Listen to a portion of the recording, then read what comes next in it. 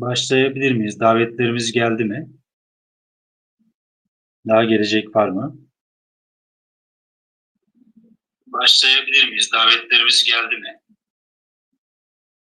Daha gelecek var mı? Başlayabilir miyiz?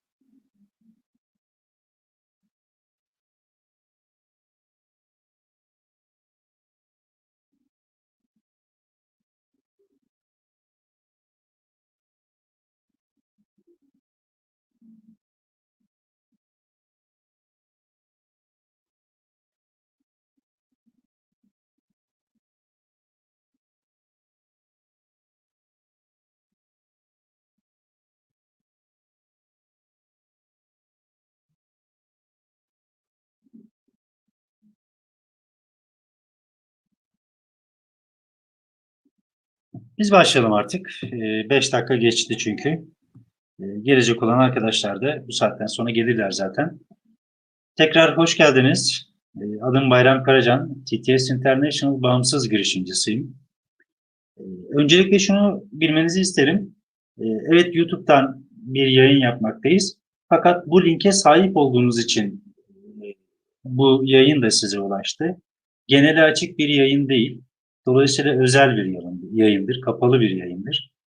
Sizi buraya davet edenler size vermiş oldukları değerden ötürü bugün böyle bir etkinlik içerisine sizi de dahil etmek istediler.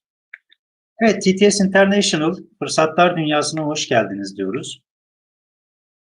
Toplantı esnasında not alabileceğiniz materyalleri lütfen yanınızda bulundurunuz. Daha sonrasında soracağınız sorularla ilgili yönlendirme yapabilirsiniz.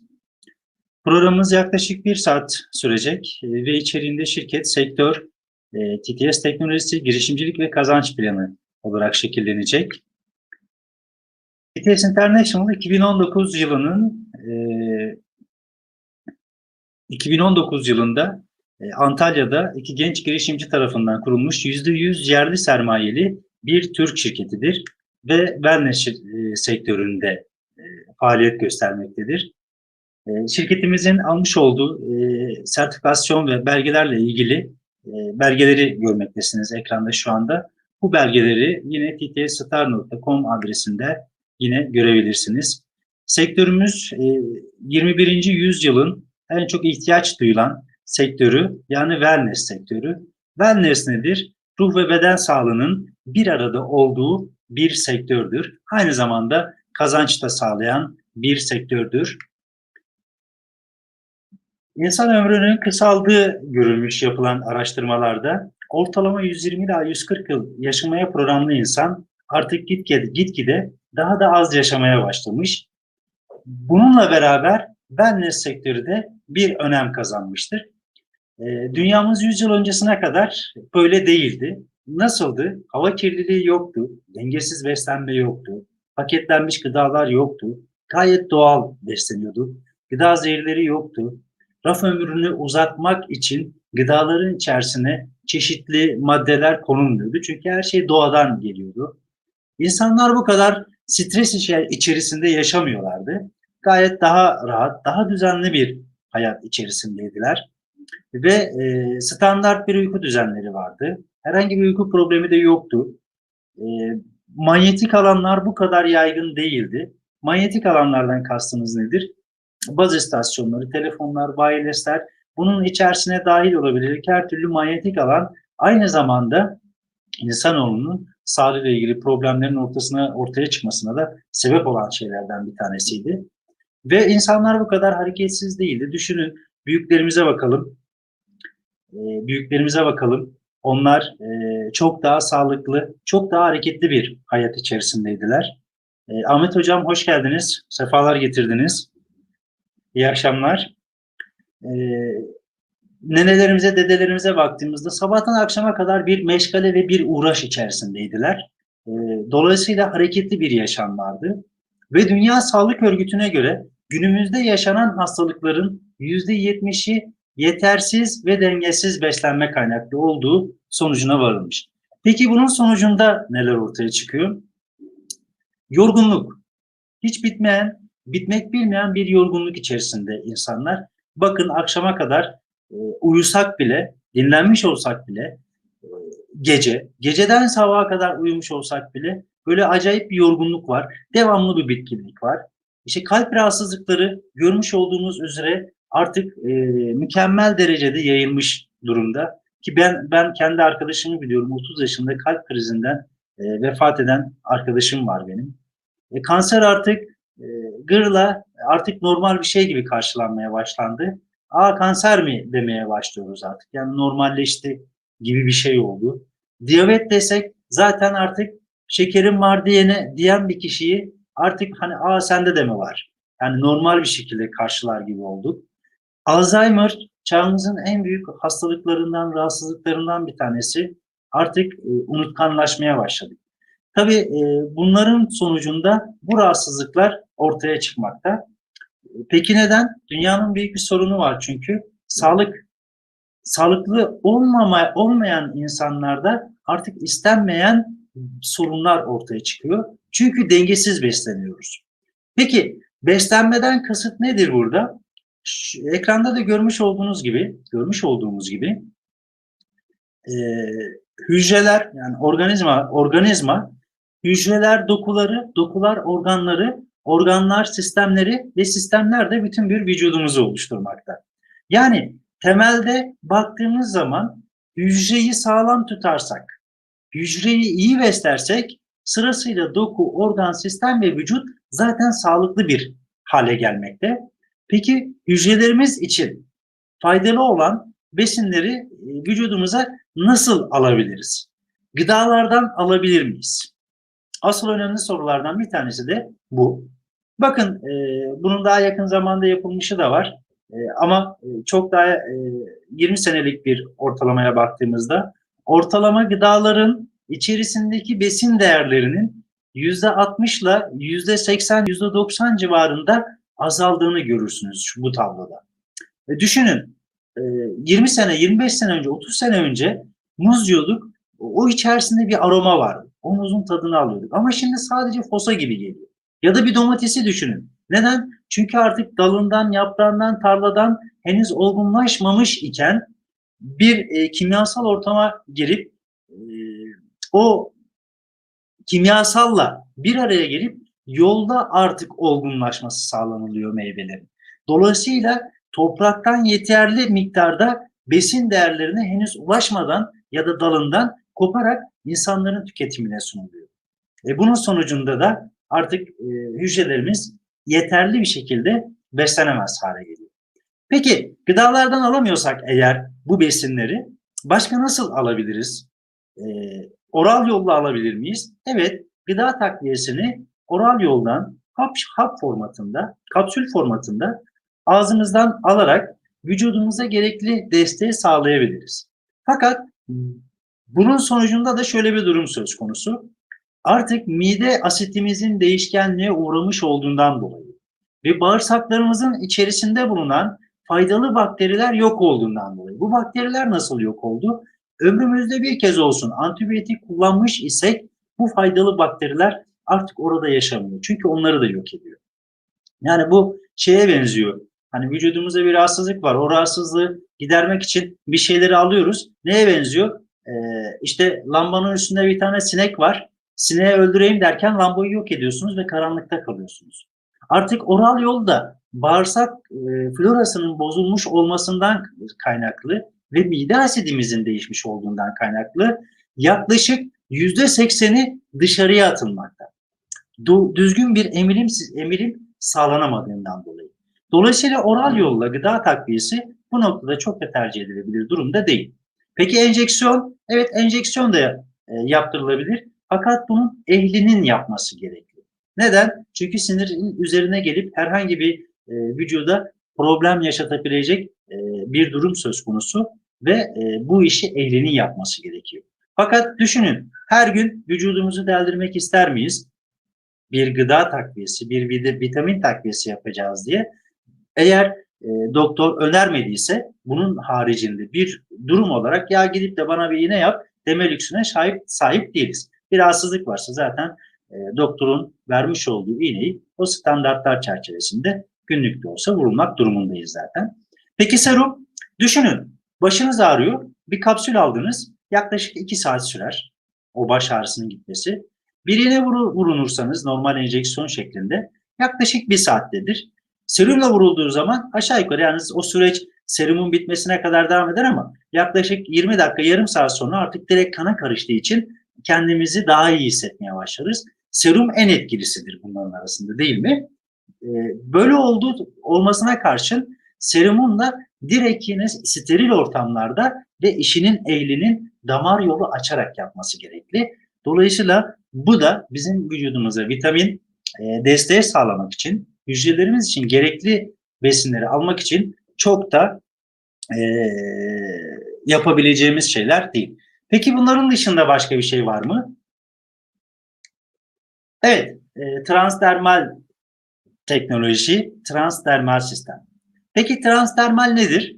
Transdermal sistem, bir etken maddenin temiz, tüysüz, kuru ve cilt bütünlüğü bozulmamış deriye yapıştırılarak sindirim sistemindeki emilim sürecinde doz kaybı yaşamadan deri aracılığıyla vücuda alınma şeklidir. Yani ne demek?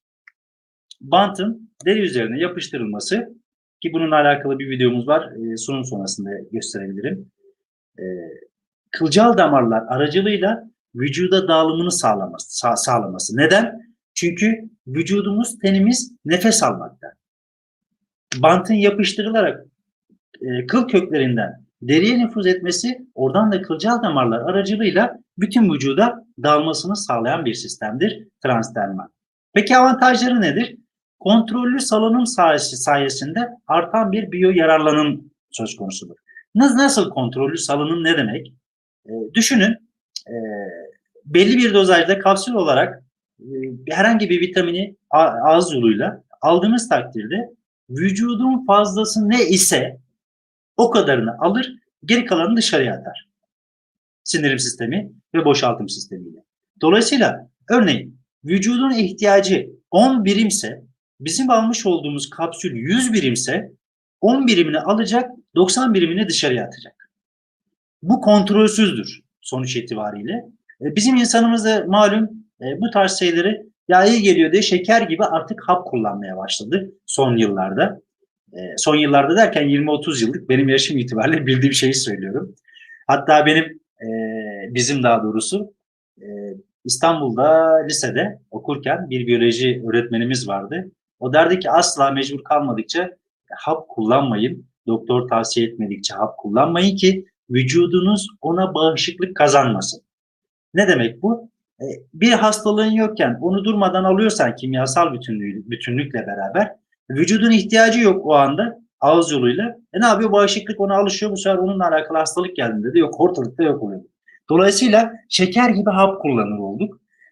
Transdermalin avantajı budur. Bantın yapıştırılmasıyla vücut ihtiyacı olduğu kadarını çeker ve bekler. Bir depo mahiyetindedir. Günlük tek doz yeterlidir. Yani bir tane yapıştırılması. Deriye yapıştırılarak kullanılır. Yutma güçlüğü sorunu yoktur. Gün boyunca etkilidir. Seyahat imkanı için kolaylık sağlar ve aynı zamanda kalorisi yoktur. Kalori burada en büyük etkenlerden bir tanesi tabii ki. Peki transdermal teknoloji ile üretilen ürünlerimiz nelerdir? Nasıl ürünlerimiz var? Smart Patch'imiz var. Genel olarak bahsedeceğiz. İçerisinde kırmızı Kore ginseng'i var. Kan dolaşımını dengeler. Ayrıca içerisinde saponinin 28 çeşidi bulunmakta. Saponinlerle beraber vücutta daha önceden birikmiş olan kimyasalların dışarıya atılmasını sağlar. Gümüş iyonları var. Gümüş iyonları antibakteriyeldir, antiviraldir, antifungaldir. Yani bakteri, mantar ve virüse karşı etkilidir. Organik germanyum var. Organik germanyum. Bu arada gümüş iyonlarıyla alakalı şunu söyleyeyim. Özellikle haberlerde koronavirüs dezenfektesi yazdığınızda şunu göreceksiniz. Dezenfektasyonun gümüş iyonları suyu ile yapıldığını göreceksiniz. Dolayısıyla koronavirüse en etkili savaş unsurlarından bir tanesi gümüş iyonlarıdır. Smart Patch'in içerisinde de etken madde olarak gümüş iyonları mevcuttur. Organik germanyum özel bir etken maddedir. özellikle göz arkasında bulunan kılcal damarların açılmasına ve çalışmasına etki eden bir etken maddedir organik germanyum. Yine resveratroller var. Resveratroller kırmızı meyvelerden oluşan etken bir maddedir. Serbest radikallere karşı vücudu koruyucu etkisi söz konusudur.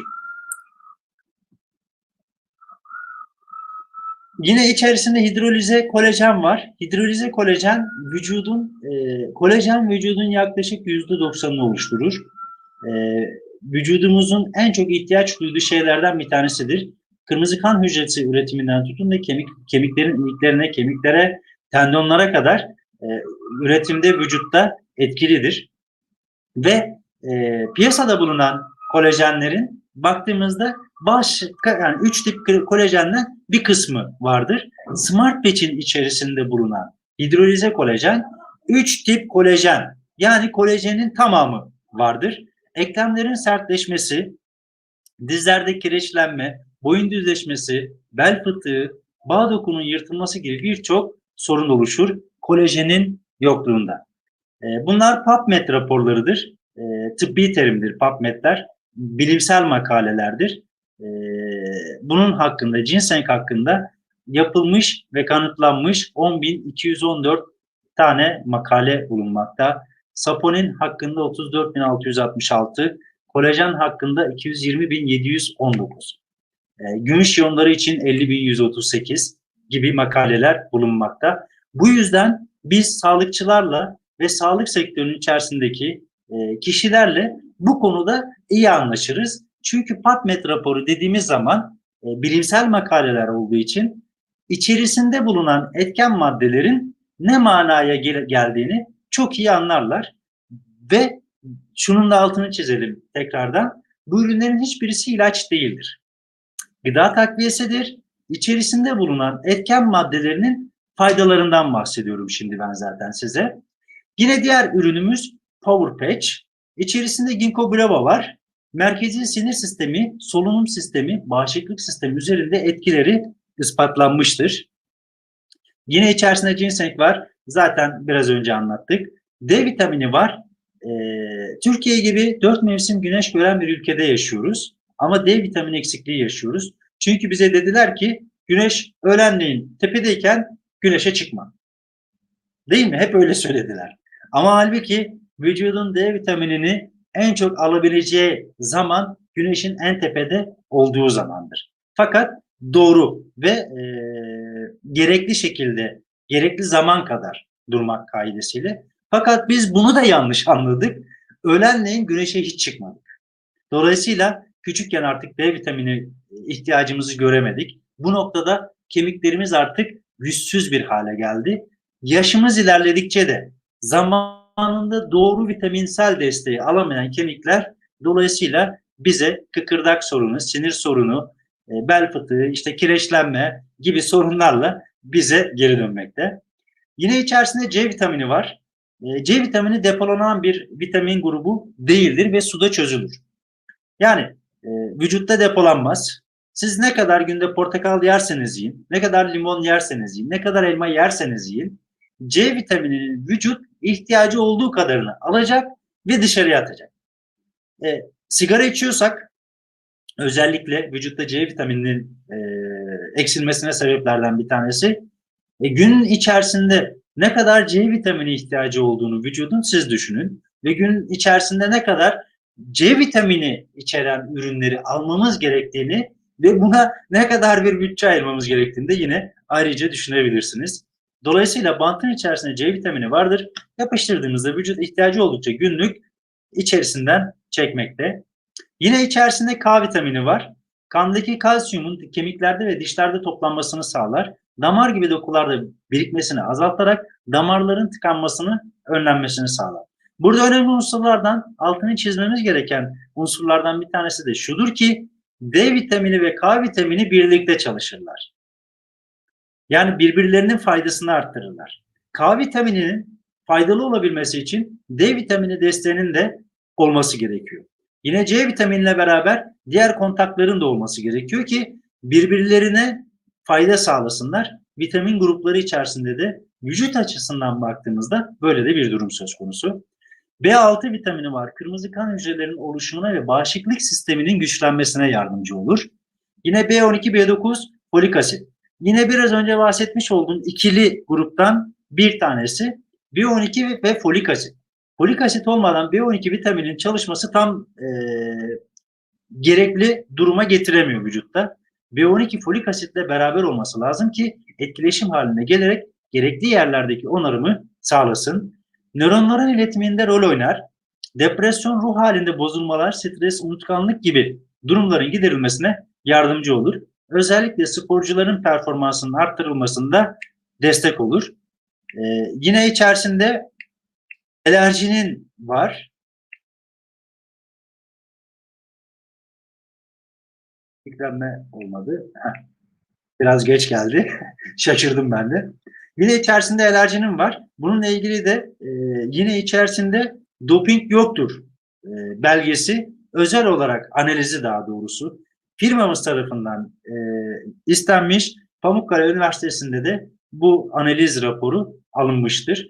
İçerisinde herhangi bir uyarıcı, etkileyici, kimyasal bir madde yoktur ürünlerimizin. Yine pamuk peçin içerisinde alerjinin var. Doku organlara oksijen taşınmasına yardımcı olur. Bu sayede vücudun enerjisi dengelenir.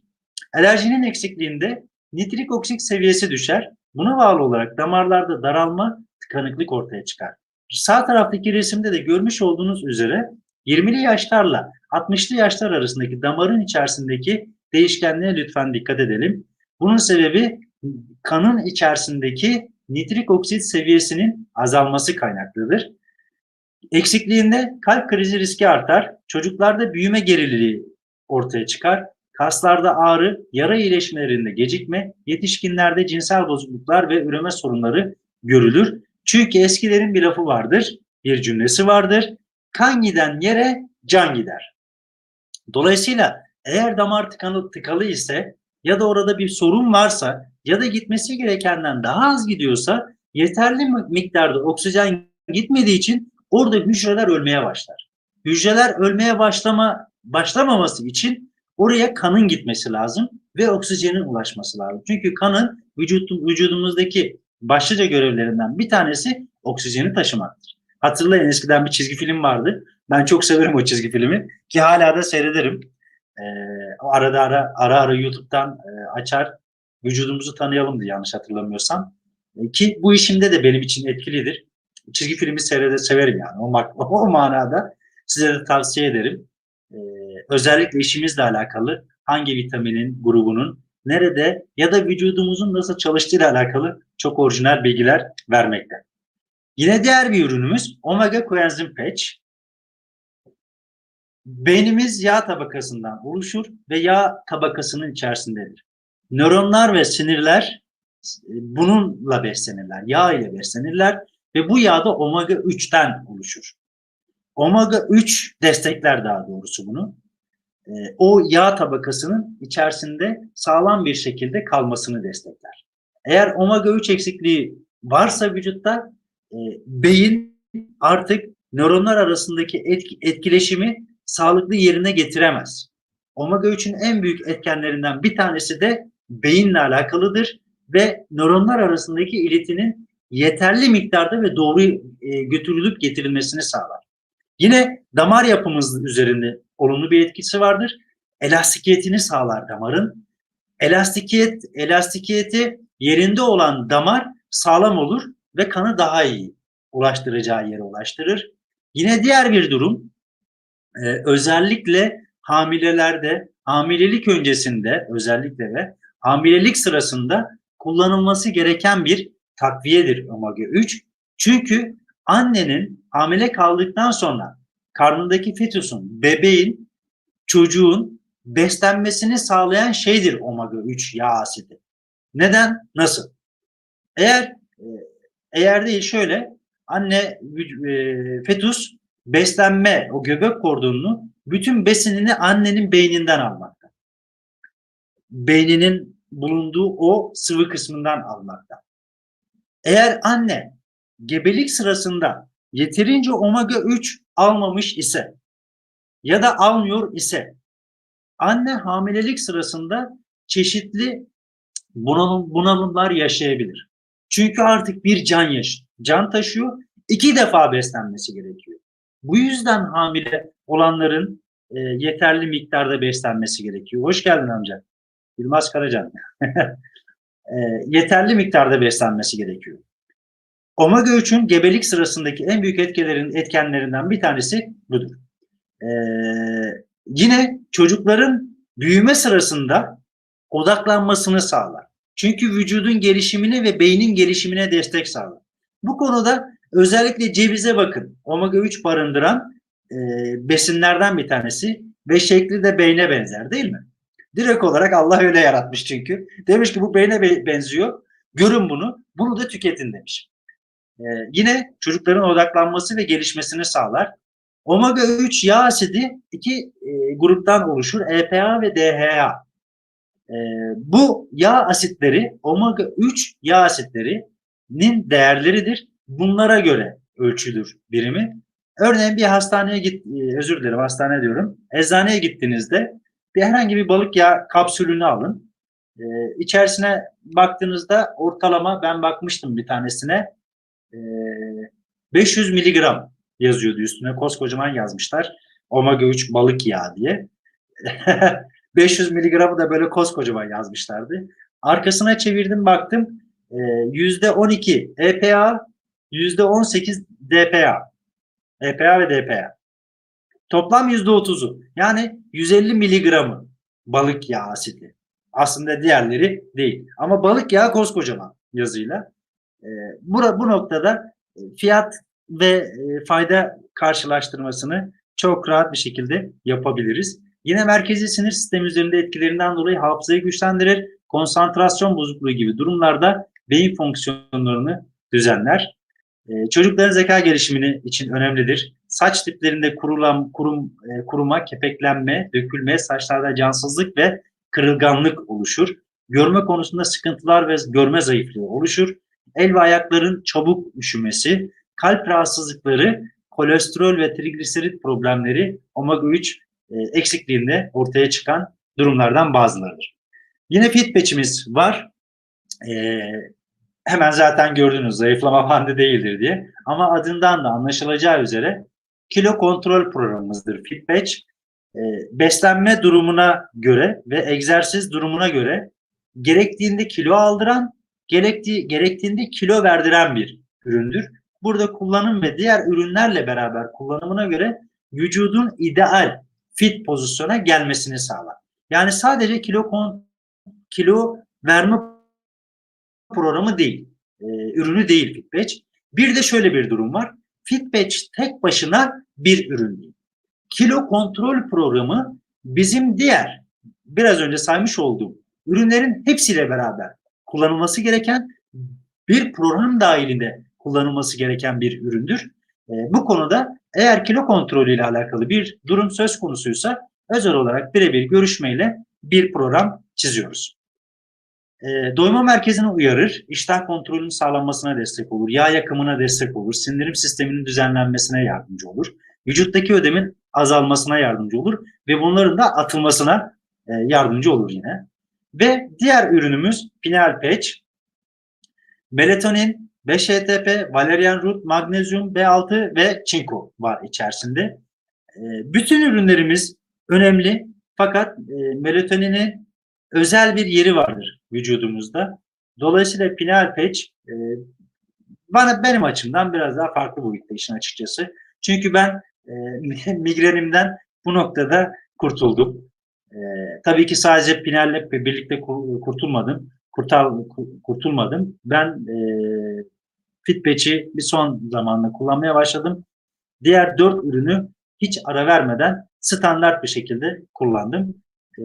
Yaklaşık 2 tane hap alıyordum migren ağrım geldiğinde. Artık 3.'ye doğru gidiyordu ki ayda 3-4 defa nöbetim geliyordu. Ki migreni olan varsa şu anda bizi dinleyenler arasında ne demek istediğimi çok iyi anlarlar. Artık çok mecbur kalmadıkça hap kullanmıyorum migrenim için. Eğer kullanmak zorunda kalırsam da bir tane atıyorum. Onun etkisini artık hızlı bir şekilde görmemi sağlıyor. Melatonin epifiz bezinden salgılanır. Epifiz bezi ışığa duyarlıdır. Epifiz bezi şurada tam olarak böyle iki birleşimin arasında. Hormonun temel görevi vücudun biyolojik saatini korur ve ritmini ayarlar. Eksikliğinde kansere yakalanma riski arttığı bildirilmiştir. Anti-aging etkisi vardır. Ne demek anti-aging? Yaşlanmayı yavaşlatıcı etkisi vardır. Bunun sebebi de şudur. Vücutta bütün yenilenmeler gece olur. Tadilat, tamirat kısacası. Çünkü vücut uyuyordur artık. Off'a geçmiştir. Bunda da en büyük etkenlerden bir tanesi epifiz bezinin çalışmasıyla melatonin hormonunun salgılanmasından geçer. Fakat melatonin hormonunun salgılanması için hiçbir manyetik alan olmaması lazım. Hiç ışık olmaması lazım. Hiç. Ha diyeceksiniz ki ışığı kapattım, televizyonu kapattım, telefonu koydum kenara. Ama yeterli değil çünkü etrafımızda bir sürü baz istasyonu, wireless modemleri var. Dolayısıyla melatonin hormonu düzgün salgılanamadığı için sabah sinirli kalkıyoruz, yorgun kalkıyoruz. Vücut çünkü yenilenmeyi tamamlayamadı gece. Melatonin hormonu aynı zamanda serotonin hormonunu da tetikler ve mutluluk hormonudur. Dolayısıyla bunu da biliyorsunuz ve vücut artık sabah yenilenmiş olarak ayağa kalkar. Melatonin hormonunun salgılanmadığı noktada da vücut artık kamyon çarpmış gibi sabahları kalkmaktadır. Ve özellikle saat 11 ile sabah 5 arası salgılanan bir melatonindir. Hormondur. Melatonin hormonu. Yine çinko var ürünümüzün içerisinde. Eksikliğinde büyüme ve gelişme yavaşlığı, anemi, vücuttaki yaraların yavaş iyileşmesi, saç dökülmeleri, magnezyum eksikliği belirtileri, kabızlık sorunu, baş ağrısı, baş dönmesi, çarpıntı, ritim bozukluğu, uyku problemi, tırnakların uzamaması ve kırılması, çabuk kırılması, mide bulantısı gibi durumlar varsa vücutta magnezyum eksikliğine işaret etmektedir. Yine ürünümüzle alakalı analiz raporlarını görüyorsunuz. Ki en başında da söylemiş olduğum gibi bu raporların hepsini ttstar.com adresinde görebilirsiniz.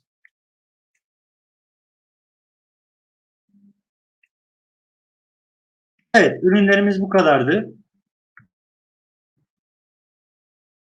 Hemen diğer kısma geçeceğiz. O yüzden 2 dakikanızı rica ediyorum. Bir de kim bizimle bir kontrol edelim, değil mi?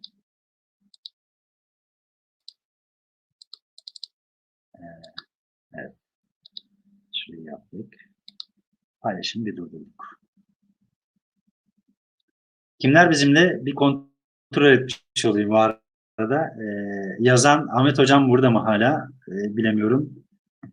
Ahmet Hocam iyi akşamlar demiş. Yılmaz Karacan iyi akşamlar demiş. Şöyle yapalım. Evet. Kim demiş? Başka kim gelmiş? Yılmaz Karacan hayırlı akşamlar demiş. Hoş geldiniz. Kim gelmiş? Murat Büyükoğlu. Hoş geldin Murat Bey. Şu anda gelip gidenler de hala oluyor sanırım. Olanlarla devam ediyoruz. Problem yok. Ürünlerimiz bu kadardı. Şimdi bunun kazanç kısmına geçeceğiz. Bu kazanç kısmından sonra da zaten o da hızlı bir şekilde bitecek. Sunumumuzu bitirmiş olacağız ve ondan sonrasında sohbet edeceğiz ama kimler bizimle bir selam verirse bir görsem aslında iyi olur. Hemen şöyle ekranımızı da paylaşalım.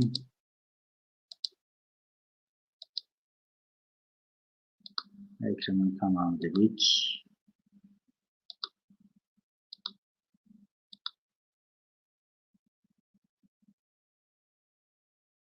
Ahmet Hocam burada. Tamam. Süper.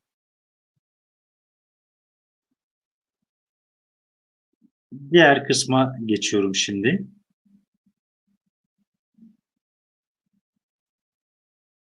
Ürünlerimizle alakalı soruyu sunum bitiminde alacağım sizden. Sorularınız olursa eğer. Soru sormak isterseniz problemimiz yok.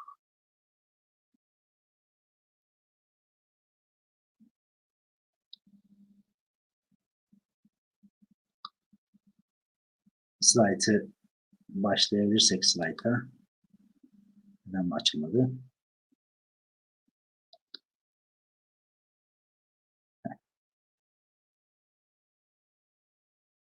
Sanırım oldu.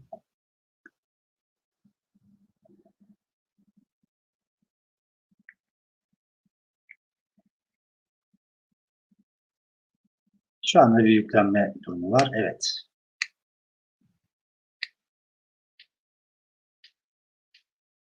Evet. Şimdi biraz da para konuşalım değil mi? Nasıl? Ürünlerle alakalı beğendiniz mi? İyidir umarım.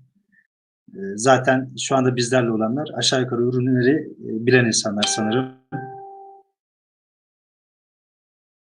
gibi görünüyor. Evet, biz devam edelim. Sonrasında sunumu da bu kısmı da hızlı bir şekilde bitireyim. Bitirdikten sonra artık birebir sohbet kısmına geçebiliriz. Evet, 3 tane iş grubundan bahsedeceğim size. Hangisi mutlu? Beraber karar verelim, olur mu? Birinci grup %90 klasik çalışan grubu.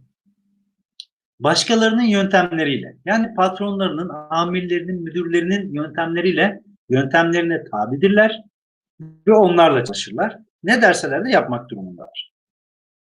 Bir mesai saati diliminde çalışırlar. Haftalık 45 saat, günlük 8 saat, 10 saat, 12 saat, 15 saat uzayabilir. Diploma ve tecrübe şartı vardır. Ortalama bir gelire sahiptirler. Ölmezseler ve ölmezsek eğer bu çalışan grubundaysak bir emekliliğimiz olacak. Para zaman ilişkisinden açısından baktığımız zaman da zamanı çok harcayıp parayı daha az kazanan gruptur bu grup. Şu telefonu bir sessiz alayım, özür dilerim. Daha az kazanan gruptur bu grup. Diğer grup %9 klasik ticaret grubu, yani esnaf grubu. Kendi işini kurmuş gruptur bu grup. Bir yatırım ve sermaye ihtiyaçları vardır. Bu yatırım ve sermaye ile birlikte bir risk alırlar. Yani yatırım ve sermayeleri kadar bir risk alırlar. Ufak para sermaye yaptıysa ufak risk, büyük para sermaye yaptıysa ve yatırım yaptıysa çok büyük risk almaktadırlar. Bir deneyim, bilgi ve tecrübeye sahip olmak zorundalar. Aksi takdirde yatırım ve sermayeye karşılık almış oldukları risk çok çok büyük. İyi bir iş fikrine ihtiyaçları var. Bu da ne için önemlidir? Rekabet koşullarının üst safhada olduğu bir dönemdeyiz. Eğer iş fikriniz iyi değilse pazara çıktığınızda yeterli şekilde rağbet görmezsiniz. Bir yerde kaybedersiniz. Pardon.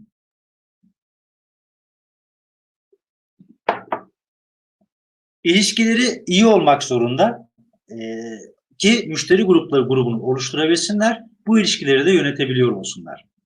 Bir kriz faktörü var. Şöyle bir bakın, yaklaşık 7 senede 10 senede bir geçmişe baktığımızda dünyada ve Türkiye'de hep krizler oluşmakta.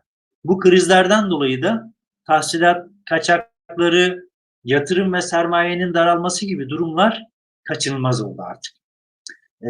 Sorumluluk, çok büyük bir sorumluluğun altına giriyorlar. Personel sorumluluğu, yapmış oldukları yatırım sermaye sorumluluğu, almış oldukları risk sorumluluğu vesaire vesaire.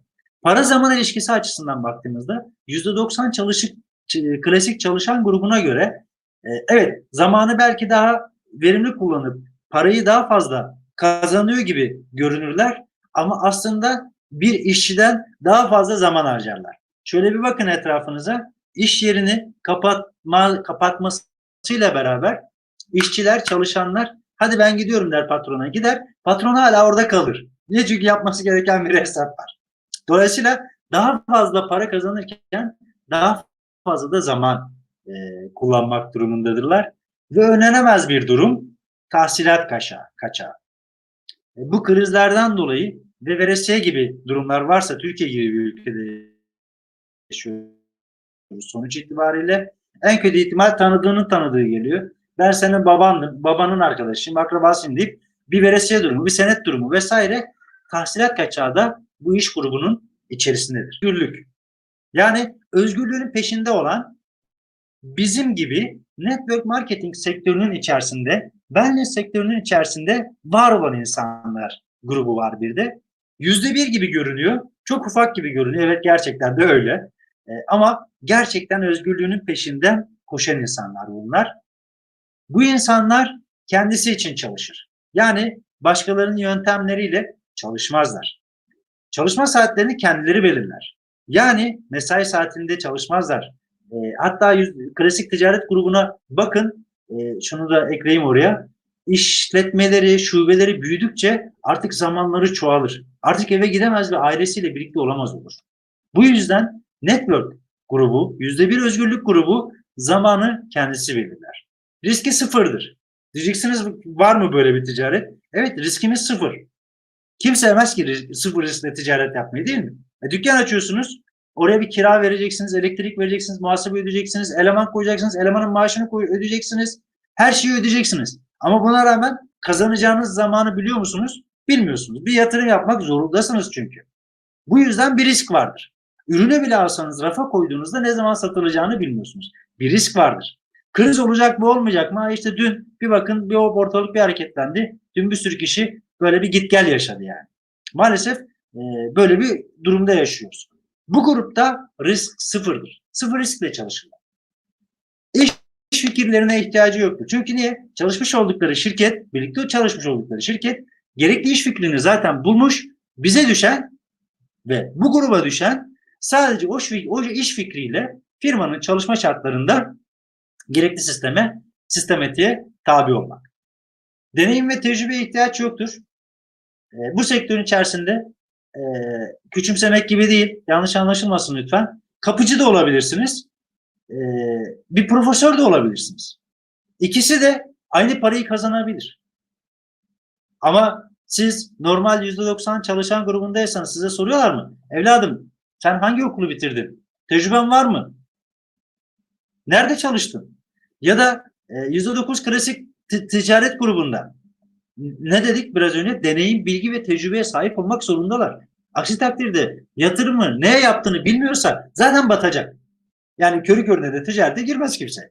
Bu grupta hiçbir şekilde deneyim ve tecrübeye ihtiyaç yok. Burada deneyim ve tecrübeyi bizden önce girenler, yani sponsorlar diyoruz biz onlara.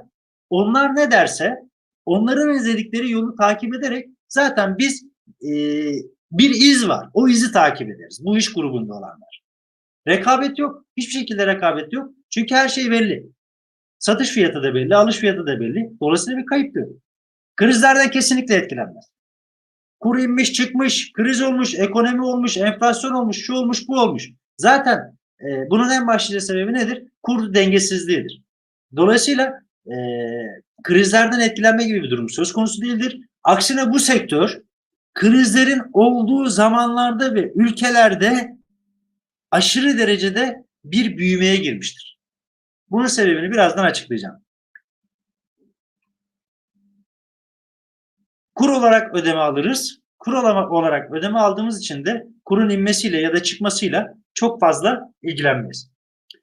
Peki bunları yaptıktan sonra bu kadar uygun şartlar içerisinde herkes başarıyı yakalayacak mı? Yakalar mı? Hayır, maalesef. Niçin yakalayamayacak? Çünkü kendi bildiklerini unutamıyor ise, daha önceki bilgi ve tecrübesini unutmaz ise, sponsorlarının ve kendisinden önce başarmış olanların ayak izlerini takip etmez ise maalesef duvara toslar ve orada kalır. Dolayısıyla başarısızlığın tadına varmış olur. Bu sektörde şöyle bir güzellik var, bakın. Bizler ne yapılmaması gerektiğini biliyoruz. Çünkü daha önceden tecrübe ettik bunları. O yüzden söylüyoruz. Şunu şöyle yapmayın, böyle yapabilirsiniz. Bu bir emir değildir. Aksine işinin nasıl büyüyeceğini gösterdiğimizin, özen gösterdiğimizin işaretidir. Çünkü bu işte şu vardır. Kazandır kazan. Önce size kazandırmamız lazım ki sonra ben kazanayım. Peki farklar açısından baktığımızda birinci seçenek için para ve zaman sorunu vardı. İkinci seçenek için para Pazar ve zaman sorunu var. Parayla alakalı çözülmüş olsa da zaman sorunu pek çözülmemiş durumda. Üçüncü seçenekte hem para hem de zaman sorunu ortadan kalktı. Özür dilerim. Şurada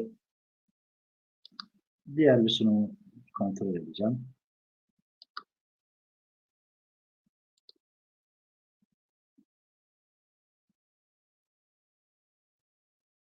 Çok kısa bekletiyorum.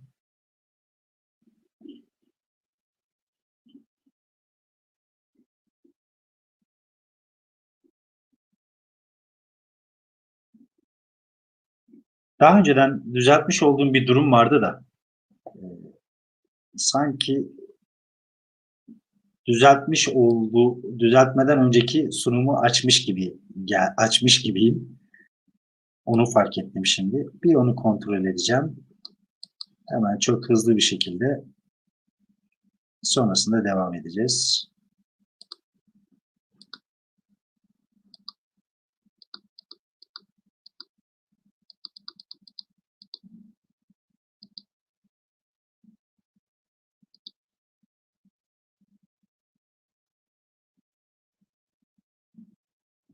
Tamam, neyse. Şuradan devam edelim.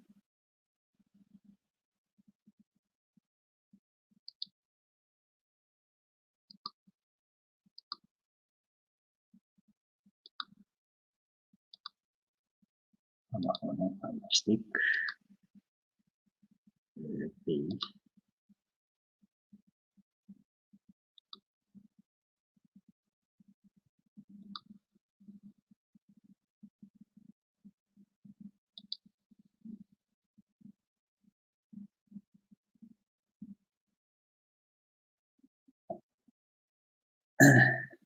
Orasını ben biliyorum artık.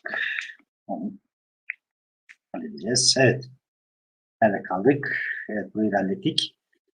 Peki, bu farklardan sonra öyle bir ticaret ve sistem kurmalısınız ki gelecekte siz olmadan da çalışabilsin. Finansal ve zamansal özgürlüğünüz bir arada olmalı. Finansal özgürlük nedir? Aynı anda hem zamanınız hem de paranız varsa bunun adı finansal özgürlük. Öyle bir iş yapmalısınız ki finansal özgürlük ve vergisel yükler olmasın, reklam pazarlama materyalleri, masrafları olmasın, eleman bulmak ya da yetiştirmek ile uğraşmamalısınız. Web sitesi yatırımları hazır olsun, çok kolay ihracat yapabilin ve tüm dünyada iş kurabilir olun. Nasıl? İster misiniz böyle bir iş? Var mı? Evet, var. Evet, şirketimizin kurucuları Serdar Çetinkaya ve Veysel Çakır, Operasyon Başkanı ve Bilim Kurulu Başkanı, ITS International şirketini kurarak böyle bir şansı bizlere vermiş oldu. Aynı zamanda şu anda bugün burada olduğunuz için sizler de aynı fırsata sahipsiniz. Evet, ekranda network marketing sektörünün dağılımını görüyorsunuz. 2019 yılında 180 milyar dolar.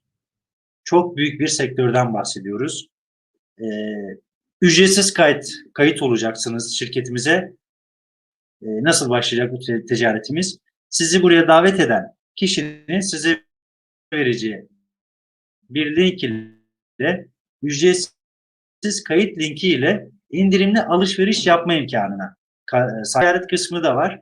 İsterseniz kariyer planına katılarak kazanç sağlama fırsatı da sizin olabilir. Peki normal klasik ticaret açısından bir değerlendirme yapalım. Üreticiden ürün çıkar, aracılara gider, ana bayi, bölge bayi, perakendeci, reklamlar, lojistik vesaire vesaire vesaire herkes üzerine bir kar koyar. Sonunda da ürün tüketiciye ulaşır. Peki bu durumda hiç dikkat ettiniz mi ya araştırdınız mı bilmiyorum. Üreticiden 20 liraya çıkan ürün yaklaşık herkesin masraf ve maliyetiyle ilgili olarak tüketiciye yaklaşık 100 lira değerinde ulaşır. Aradaki 80 lira ne oldu? İşte aracılar aldı. Herkes kendi karını koydu. Aynı zamanda reklam tanıtım. Peki bizim işte durum nedir? Bizim işte üretici TTS International şirketi, biz ve tüketici var. Arada başka hiçbir dağıtıcı, ana bayi, distribütör yok.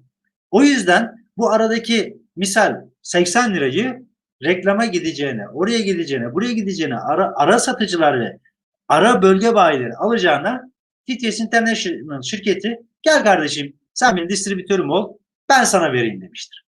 Peki buna bayilik olarak nasıl başlayabiliriz? Bayilik olarak başlangıç paketlerimiz mevcut. 599 liradan 8.999 liraya. Normalde ürünün fiyatı 65 eurodur. 599 liralık paketle 3 paket, her paketin bir PV puanı. Puan değeri vardır. Puan volüm. Login Pack 50 PV, Starter Pack 100 PV, User Pack 250 PV, Business Pack 600 PV, Professional Business Pack 1000 PV'dir. Bu puanların az sonra ne değere, ne demek olduğunu daha rahat anlayacağız. Paket değerlerine baktığımız zaman 1110 liralık ürünü 599 liraya, 2220 liralık ürünü 999 liraya, 6660 liralık ürünü 2699 liraya, 13320 liralık ürünü 5399 liraya, 22200 liralık ürünü 8999 liraya indirimli bir şekilde alma şansına sahibiz. Bu ne demek? Bu şu demek. Bir market açıyorsunuz. Küçük bir market açıyorsunuz. 599 liraya. Bir de süpermarket açıyorsunuz. Ama büyük bir, devasa bir süpermarket açıyorsunuz. Ne yapacaksınız? İkisinin de içerisine koyduğunuz mallar, ürünler aynı bedelde olur mu? Olmaz. Ona da 22.200 liralık bir sermaye ile başlıyorsunuz. Peki bunların sizin açınızdan farkı ne? Küçük bakkalın kazancıyla süpermarketin kazancı bir olur mu? Olmaz, değil mi? Bir kere içeriye giriş çıkan sayısı farklı. Dolayısıyla daha fazla hareket, daha fazla ciro, daha fazla kazanç sağlamaktadır. Bu ise daha sonra oluşacak takım cirolarıyla alakalı kazanılacak olan yüzdelikleri belirler. Yani 600 liralık bir paketle, Login Pack'le başlayan %8 prim, daha sonra ulaşacak cirodan prim alırken Professional Pack'le başlayan kişi daha sonra oluşacak cirodan %21 bir prim alabilmekte. İş planımız içerisinde 10 farklı yol var. 10 farklı yoldan para kazanırız. Bunların bazılarını şimdi size anlatmaya çalışayım.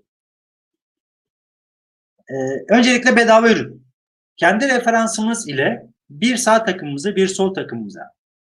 Takımın ne demek olduğunu şöyle izah edeyim. İşe başladıktan sonra başladınız, sevdiğiniz 2 kişiye bu işi söylediniz ve onlar da sizin gibi işi de yapmak isteyebilir ya da ürün kullanıcısı olabilir. Bir sağa bir sola yerleştiriyorsunuz. Çünkü biz binary sistemle çalışmaktayız.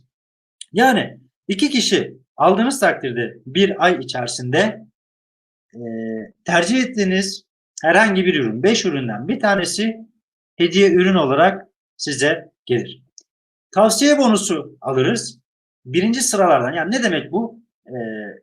Hayatımızda zaten tavsiye ediyoruz, değil mi?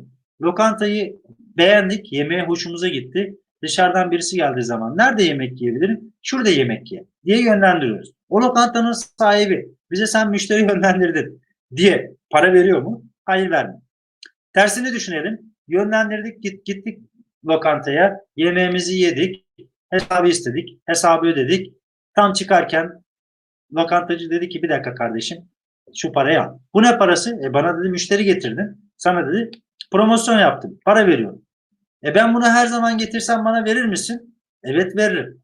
Daha çok insan getirsem verir misin? Her getirdiğin için sana veririm. Hatta bizim sistemde şirkette, TTS International şirketinde getirdiğinizin getirdikleri için de size para ödeme gibi bir durum var. İşte tavsiye bonusu budur. Birinci sıralardan, yani sizin ilk tavsiye ettiğiniz kişilerin yapmış olduğu ilk alışverişlerden %25'i kadar euro.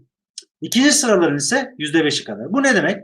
Birinci sırada 50 PV'lik ile birisinin indirimli ürün almasını sağladıysanız size 12,5 euro. 100 PV ile başlamasını sağladıysanız 25 euro. 250 PV ile başlamasını sağladıysanız 62,5 euro, 600 PV ile başlamasını sağladıysanız 150, 1000 PV'de 250. Burada önemli olan husus biraz önce bahsetmiş olduğum kur dalgalanmasından ve gelecek olan zamlardan zarar görmemek adına kur sabitlenmiştir TTS International şirketi tarafından. Satış değerleri de bonus değerleri de bu kur üzerinden yapılır. Euro kuru 5.69'da sabitlenmiştir. İkinci sırada da sizin sisteme dahil ettiğiniz kişi de birisine sisteme dahil ederse 50 PV'de o 12,5 euro alırken siz 2,5 euro alırsınız. 100 PV'de o 25 euro alırken siz 5 euro, 250'de 62 size 12,5, 600 PV'de 150 size 30, 1000 PV'de 250 size 50 euro yönlendirme referans primi gelmektedir. Bu ne demek? 100 PV ile işe başladınız. 4 kişiyi kullanıcı olarak düşünün. Toplamda baktığınızda 100, 100, 100, 100, 100, 25, 25, 25 hayırlı olsun 100 euro para kazandınız. Bunu bir haftada da yapabilirsiniz. Bir günde de yapabilirsiniz. Girdiğiniz andan itibaren de yapabilirsiniz. Yaklaşık 5 saniye sonra kayıt linkinizle beraber sizin referans linkinizle kayıt olup indirimli ürün alan kişinin yapmış olduğu alışverişten dolayı yaklaşık 5 saniye içerisinde sizin back ofisinize bu para yansır. Yani anlık bir mevzudan bahsediyorum. Peki sizin vermiş olduğunuz 4 kişi de 4'er kişiye verdiğinde nasıl bir kazanç çıkar ortalama? Bakın 25 çarpı 4 100 euro para kazanmıştınız. Onlar da 4'er kişiye verdi. Burada sizin kazancınızdan bahsediyorum. Onlar da zaten 100'er euro kazandı. Siz de 5 çarpı 16 yani 4 kişi de 4'er kişi aldı. 80 euro para kazandınız. Burada sadece referans kazancından 180 euro para kazandınız. Peki toplam kazanç bitti mi? Hayır, bitmedi. Hala referanstayız bu arada.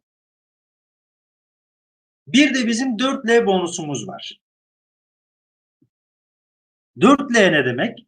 4 liderlik bonusu. 4 kişiye verdiniz. Biraz önceki tabloyu düşünün. 4 kişiye verdiniz. Onlar da 4'er kişiye verdi. Ve 28 gün içerisinde sizin birinci ve ikinci sıranızda eski veya yeni 1000 PV oluşması durumunda şirket size 100 euro yani 569 lira daha ekstra bonus ödemekte. Bu ne oldu? Yani bu tabloya göre baktığımızda 180 euroydu, 100 euroydu. Bir de 4L'ye geldi. Bunun üzerine 100 euro daha eklendi. 180 euro artı 100 euro. Peki bitti mi? Hayır, bitmedi. Şimdi sağınızda ve solunuzda insanlar oluşmaya başladı. Siz 4 kişi aldınız, onlar da 4'er kişi aldı. Herkes sizin kazandığınız parayı kazanmak isteyecek mi? Evet. Ne oldu? Bir takım sahibi oldunuz. Dolayısıyla sağınızda ve solunuzda takımlar oluşmaya başladı. Burada oluşan cirodan dolayı da başlamış olduğunuz paketin yüzdesine göre ayrıca bir gelir elde edersiniz. Yani ilk başta hatırlayın 50 PV'de %8, 50 PV ile başlamış iseniz, 100 PV ile başlamış iseniz %14, 250 PV ile başlamış iseniz %16, 600 PV ile başlamış iseniz %18, 1000 PV ile başlamış iseniz %21 demek. Yani 100 PV'de başladınız, 100 PV'de 180 euro kazanmıştınız referans primi, 100 euro kazandınız 4L bonusu, takım bonusu da sizin başlamış olduğunuz 14'e göre 2000 puanlık bir ciro oluştuysa eğer sağ ve solunuzda toplamda 560 euro haftalık gelir kazanırsınız. Bakın bir haftada olabilecek şeylerden bahsediyorum. Belki tabii ki kimisi çok iyi bir çevresi vardır. Arkadaşları da ona %100 güveniyordur. Hemen bir gün içerisinde de kazanılabilir. Paket avantajı biraz önce bahsettiğim durum. 10.000 PV, 10.000 PV. Zaman içerisinde takımlarınızın oluştuğu ve 10.000 puan, 10.000 puan sağ ve solunuzda ciro döndüğünü düşün. Ki zaman içerisinde bu zaten oluşabilecek bir şey. Eğer hafta içerisinde bir hafta boyunca 50 PV'de başlamış iseniz 800 euro. 100 PV ile başlamış iseniz 1400 euro. 250 PV ile başlamış iseniz 1600 euro. 600 PV'de 1800. 1000 PV ile başlamış iseniz 2100 euro haftalık gelirlerdir bunlar, bakın. Aylık değil. Haftalık gelir kazanabilirsiniz. Bu durumda 50 PV ile mi başlamak mantıklı yoksa 1000 PV ile mi başlamak mantıklı? Bunun hesabını herkes yapabilir. Aynı durum. Biraz önce %14'teydik. Hatırlayın. Kaçtı? 580 euro muydu? 14 olarak değil de yani 100 PV ile değil de 1000 PV ile başlamış olsaydınız toplam kazancınız ne olacaktı? Aynı kişi sayısı, aynı cirodan bahsediyoruz bakın. Toplam kazanç 700 euroya çıktı. Burada paket avantajının önemi söz konusu. Ve haftalar içerisinde, aylar içerisinde siz 4 kişiye verdiniz. Onlar 4 kişiye verdi. 4, 4, 4, 4, 4, 4 böyle uzar gider bu. Niye? Çünkü herkes para kazanmak ister. Değil mi? Sizin kazandığınızı altı ekibiniz de kazanmak ister. Ve insanlar sponsorlarını kopyalarlar. Biraz önce ne demiştim ilk başta? Sizden önce gidenin ayak izlerini takip edeceksiniz. Başka bir şey yapmanıza gerek yok. Dolayısıyla 2000 kişi oluşur ortalama bir yıl içerisinde. Normal şartlarda. 10.000 dengesinde 100.000 PV oluştuğunu düşünelim. Haftalık dönen ciro, bakın pasif bir gelirden bahsediyorum. Almadınız, satmadınız, stok yapmadınız, hiçbir şey yapmadınız. Altta oluşan ciro sizden dolayı olduğu için. Çünkü şirket o kişilere sizin aracılığınızla ulaştı. Ben Meksika'da ekip kurdum. Meksika'da benim ulaştığım kişi bir kişiydi. O bir kişi 9 tane ülkede ciro kurdu. Ekip kurdu. 9 kişiden bir kişiyle ulaştığım için oradaki cironun tamamı hem o bir kişinin hem benim. Dolayısıyla sonraki oluşacak ciro tamamen sizin aracılığınızda olduğu için şirket teşekkür eder. Hadi bunun biraz yavaş olduğunu farz edelim. O kadar kişi değil de daha az kişiyle %10 kişi, %10'u kadar olduğunu düşünelim. %21'de haftalık 2100 euro bir gelirden bahsediyorum. Hani bir yıl sonra olacak şeylerden bahsediyorum bana. Yani bu ha deyince olacak şeyler değil bunlar. Yani düşünün, bir yıl boyunca hiç pes etmeden çalıştınız. Kişiler oluştu. Artık haftalık 2100 euro para kazanmaya başladınız. Nasıl iş? Mevcut işimizde aylık 2100 euro pasif gelir elde etmeniz için kaç yıl çalışmanız gerekir? Pasif gelir. Yani emekli maaşı gibi düşünün. Bu işte emekli maaşı var mıdır? Evet, vardır. Ama yeterince çalışırsak, pardon,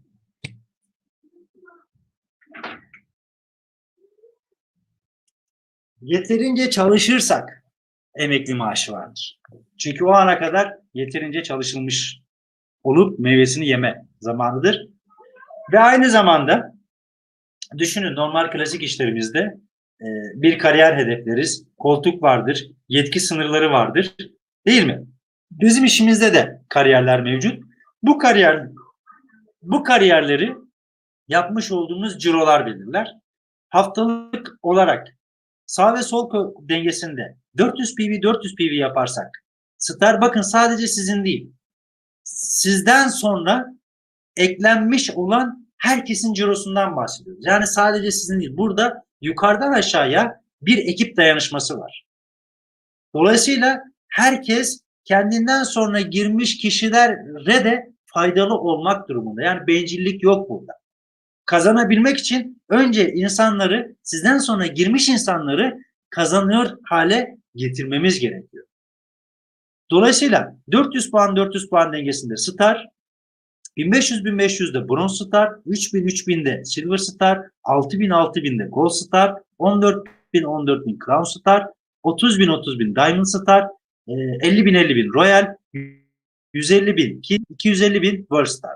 Bu kariyerlerin tamamı tamamlandı mı? Evet, TTS International şirketi ilk yılında bu kariyerlerin tamamını tamamladı ve şu anda şirketimizde 2 tane Worldstar bulunmakta. Bu Worldstar'lardan bir tanesi bizim ekip liderimiz sevgili Besim Yeşilkaya'dır.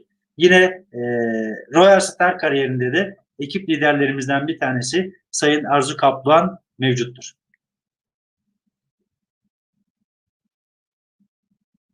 Burayı bahsetmiştim. Evet, böyle bir ciro oluştu. Tekrar başa döndük. Siz 4 kişi aldınız. O 4 kişi de 4 kişiyi aldı. 700 euroluk bir toplam kazanç elde ettiniz. Ama ne oldu bir de? Aynı zamanda Bronze Star oldunuz. 2000 puan 2000 puan dengesini yaptınız. Bronze Star olmak ne demek? Ne demek? Bakın asıl paraların başladığı noktaya geldik. Bronze Star sonsuz dipte eşleştirme bonusu, sonsuz derinlikte para kazanılan yerler ki paranın döndüğü yer burasıdır. Star kariyerine geldiğinizde ilk hattınızın, birinci sıranızın kazancının binary gelirinin %10'u. Bronze Star olduğunuzda birinci hattınızın %10'u, ikinci hattınızın %5'i. Uzatmayalım, kısa geçeyim. En üstte de birinci hattınızın %60'ıyla beşinci sıranızın %5'i kadar gelir elde etme durumu söz konusu. Ve dolayısıyla burada önemli bir husus var. Birinci sırada örneğin Gold Star oldunuz. Ortadaki bir kariyerden bahsedelim. Birinci sıradaki %50 mi çoktur? Üçüncü sıradaki %5 mi çoktur? Rakam olarak baktığımızda birinci sıradaki çok gibi görünüyor değil mi? Ama birinci sıramızda düşünün 5 kişi var. Üçüncü sıramızda 150 kişi var. 150 kişinin kazancının binary gelirinin %5'i. Dolayısıyla burada ne kadar çok alttaki insanları, yani alttaki terimi biraz yanlış olur, sizden sonra giren insanları ne kadar çok destekler ve para kazanmasını sağlarsanız siz de o kadar para kazanırsınız. Diğer gelirlerimizden bir tanesi araç katkı payı. 3 ay üst üste sağ ve sol kolda 10.000 yapıldığında 500 euro, 15.000 yapıldığında 700 euro, 20.000 yapıldığında 900 euro, 25.000 euro yapıldığında 1100 euro. Buralarınızı geçiyorum. Teknik detayları da var çünkü. Fakat araç katkı payında TTS International şirketinin bir farkını söyleyeyim size. TTS International şirketinde araç katkı payı ömür boyu ödenir. 3 yıllık değildir. Ya da size araba alın diye araba kiralanmaz. Kazanılan bu hak ömür boyu ödenen bir paradır. Ama yeterli şartları ciroyu sağladığınız takdirde çoğu firmanın yaptığı uygulama sadece 3 yıl uygulamadır. 3 yıl ödenmesidir. Bunun da altını çizmiş olalım. Nakit kariyer bonusu kariyerler aldıkça biraz önce dedik ya Bronze Star oldunuz, Gold Star oldunuz, o oldunuz, bu oldunuz. Kariyerler aldıkça ayrıyetten bir para daha kazanırız. Gold Stars kariyerinden başlar bu. 600 euro ile 25.000 euroya kadar değişir. Gold Star, Crown Star, Diamond Star, Royal Star, King Star, World Star. Bu paraları da ödendi ve alan birçok arkadaşımız var. Sponsorluk kariyer bonusu, özellikle altını çiziyorum, tekrar söylüyorum. Alttaki insanlara para kazandırırsanız para kazanmaya başlarsınız. Yani onların tepesine binip onlar kazanıyor. Oh biz yatalım, yan gel Osman boyutu yok. Eğer onları yetiştirirseniz, onların lider olmasını sağlarsanız siz bir para daha kazanırsınız. Şirket bir teşekkür daha eder size. Silver Star kariyerine getirirsen birisine 50 euro, Gold Star kariyerine getirirsen 100 euro, Crown Star olursa, bakın sizden sonra birinci hattınızdan bahsediyorum. Kişinin kariyer almasını sağlıyorsunuz. 300 euro, Diamond Star'da 500 euro, Royal Star'da 1000 euro, King Star'da 2000 euro, World Star'da 25.000 euro para vardır. Ayrıca dünya cirosu, evet şirketin artık resmen bir ortağı olmuş olursunuz. Yılda 52 hafta var. 52 haftanın 2 haftasında Royal Star, King Star ve World Star kariyerlerini 2 haftasında, 52 haftanın içerisinde bağımsız haftalarda tamamlarsanız cironun, bakın şirketin cirosunun %1'inin 1 pay, 2 pay ve 3 pay olmak üzere bağımsız girişimciler arasında dağıtır. Burada altını çizeceğimiz konulardan bir tanesi şirket cirosunun %1'ini, bakın karının değil, cironun %1'ini dağıtıyor. Dolayısıyla burada çok büyük rakamlar döndüğünü az buçuk düşünebilirsiniz. Evet, bu resimde daha önceden araç katkı payı kazanan bağımsız girişimcileri, üst liderleri görmektesiniz. Yurt dışı ve yurt dışı seyahatlerimiz mevcut. Örneğin bu hafta sonu inşallah Belek'te Final Beach'te mükemmel bir akademimiz var. İkinci girişimci akademimiz. Hep birlikte orada olacağız. Üst liderimiz Besim Yeşilkaya'yı görüyorsunuz. Kendisi dünyanın ilk World Star'ıdır. Yine sağ tarafta Veysel Bey, Veysel Çakır, Bilim Kurulu Başkanı. Sol tarafta Serdar Çetinkaya, Operasyon Başkanımızı görmektesiniz. Etkinlik düzenlenilen otellerden bir tanesi kısacası. İşte böyle salonda yaklaşık 1500 kişiyle TTS International ailesi gitgide büyümekte. Başarılı bir geçmişten parlak bir geleceğe diyoruz. Profesyoneller takımı var. Bunu bilahare daha sonra aramıza katılan arkadaşlar olursa anlatacağız. Ve tekrardan başarılı bir geçmişten başarılı bir geleceğe sloganıyla diyoruz. Kimler bizimle?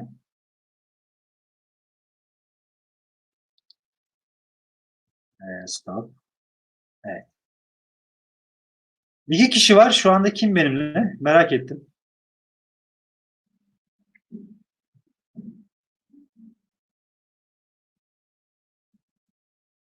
Sesim geliyor değil mi?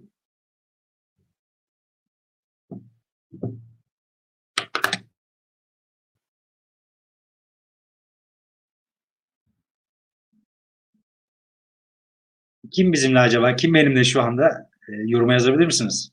Gerekirse müsaitseniz kameraya da alabilirim.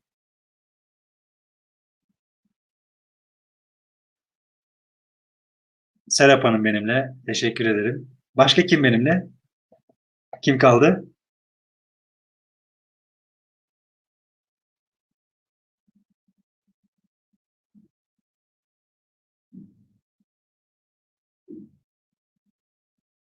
Serap Hanım, konuşabiliyor musunuz?